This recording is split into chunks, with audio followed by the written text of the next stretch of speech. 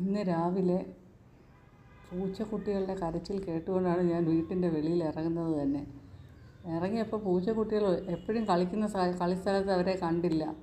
നോക്കുമ്പോൾ രണ്ടുപേരും അപ്പുറത്തെ വീട്ടിലെ ബാത്റൂമിനകത്ത് ട്രാപ്ഡായിട്ടുള്ള രീതിയിലാണ് അവരെ കണ്ടത്. രണ്ടുപേരും എങ്ങനെ അകത്ത് പോയി എന്നുള്ളത് എനിക്ക് അറിഞ്ഞുകൂടാ. അമ്മ പൂച്ച അതിൻ്റെ അരികിൽ തന്നെ ഉണ്ടായിരുന്നു. അവരെ വെളിയിൽ എങ്ങനെ ഇറക്കിക്കൊണ്ടുവരും എന്ന ആലോചനയിൽ എനിക്ക് ആ കൂടെ സങ്കടമായി. എന്ത് ചെയ്യണമെന്ന് എനിക്കും അറിഞ്ഞുകൂടായിരുന്നു പൂച്ചയെ എങ്ങനെ രക്ഷപ്പെടുത്തും എന്നുള്ളത്.